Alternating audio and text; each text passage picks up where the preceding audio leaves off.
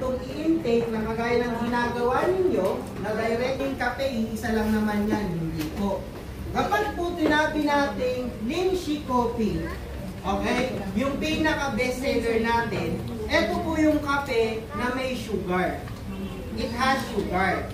Pag sinabi natin classic coffee, ito yung may creamer. Okay? Kapag black coffee, ito po yung puro kape lang. Black coffee lang. Pero kapag white cappuccino, ito po yung kape na mas mataas ang content ng creamer. Kasi ito po ay napahanay sa tawag ng mga latte. Okay? Tapos meron tayong She Cafe Classic. Okay? Ito po yung parang roasted coffee. Okay? And of course, She Mocha. Pinaghalo kape, tapos tsokolate. Kasi yung iba, bibili ng Coco She, maglalagay ng 10.5. Eh, ganun din naman po, mag-shimuka ka na lang. So that will be the thing. Kung hindi nagkakape ang inyong mga target customers, meron tayong beverages, meron tayong tea latte. Okay? Ito po, trending to sa mga kabataan, ang mga latte. Meron tayong lemon tea. Ito yung typical iced tea. Okay? Meron tayong uutsa, hindi po yung ininom nyo kanina. Ang utsa po na yan is with Ganoderma. Yung ininom nyo is with Lion's Mane. Magkaiba po yun. Mamaya tatakin natin. Then, meron tayong Spike Tea, yung nasa likod.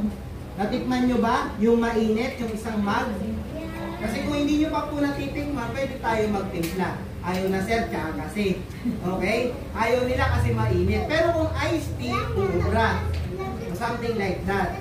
Ngayon, meron din tayong chocolate drink at meron tayong Nutri-Z. Ano po yung Nutri-Z? Ang Nutri-Z po, it is a good... Okay, paano ba? Alam niyo yung energy? Something like that.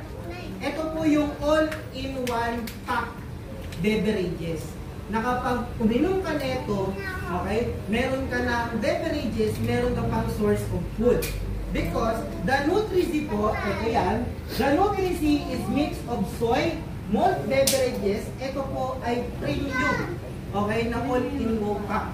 Kaya po ito ay best recommend ko po, sabi nyo kanina schooling na, sa mga batang hindi pa nagmamadali, tapos hindi makapag-breakfast.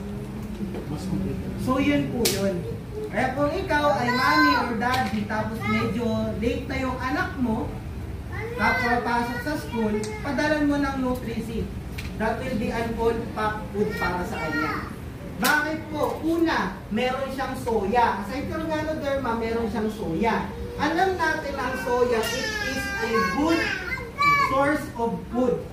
Okay? Pag meron kang soya, ito po ang nutrients na meron ka. Meron kang makukuhang protein, fats, vitamins, mineral, fibers, and phytonutrients.